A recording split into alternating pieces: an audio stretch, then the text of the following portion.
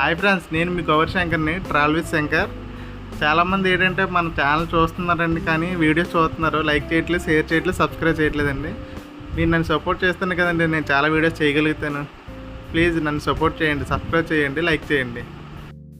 Okay friends, ఇంక late చేయకుండా వీడియోలోకి వెళ్ళిపోదాం.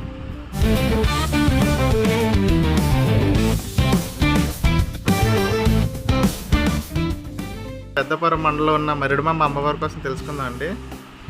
ఈ అమ్మవారు చాలా ప్రత్యేకత ఉంది. ఎందుకంటే ఈ అమ్మవారు ముఖ్య విశేషాలు మనం తెలుసుకోవాలి. ఈ అమ్మవారు డైరెక్ట్ గుడి చూపిస్తే మీకు తెలియదు. ఈ అమ్మవారి చరిత్ర మీకు చెప్తున్నాను చూడండి. పూర్వకాలంలో కలరా మసూచి అనే వ్యాధులు వ్యాపించి ఇక్కడ ప్రజలు చాలా అవస్థలు పడేవారు.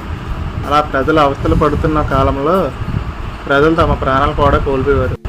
ఒకరోజు మనోచెరువు సమీపాన్న వసూలు కాపరికి 16 ఏళ్ళు కన్నెపిల్ల కనిపించి, నేను చింతాపల్లి వారి ఆడపడుచును, నేను ఇక్కడ ఉన్నానని మా వారికి కొంచెం చెప్పరా అని చెప్పి మాయమైపోయింది.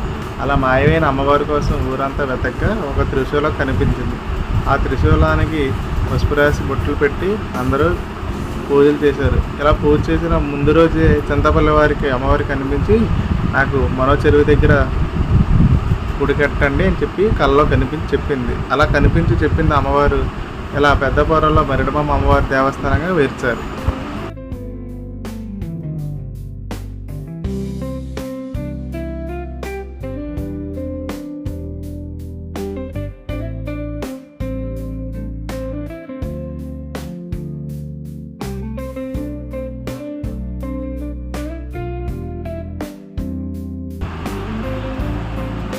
ఇక్కడ కవర్కి కొట్టే స్థలం ఫ్రెండ్స్, ఇక్కడ కవర్కి కొట్టాలి.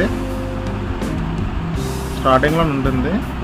ఇది ఏంటంటే 10 రూపాయలు, 50 రూపాయలు, 100 రూపాయల టికెట్లు. మేము 100 రూపాయల టికెట్ తీసుకున్నామండి, ఫ్యామిలీతో వచ్చాము మేము. ఆషాఢ మాసంలో అసలు గుడి ఖాళీ ఉంటుంది. మా లెక్క బాగుంది, గుడి ఖాళీగా ఉంది.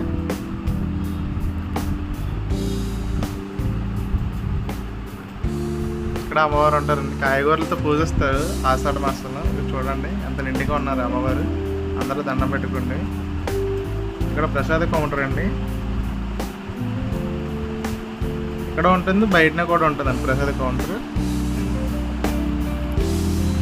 గుడి మొత్తం చూపిస్తుంది చూడండి.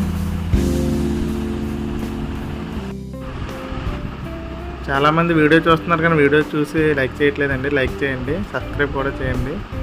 ఫైనల్గా మన ట్రిప్ కంప్లీట్ అయిపోయింది, వెళ్ళిపోతున్నాం ఫ్రెండ్స్. Like, share, subscribe.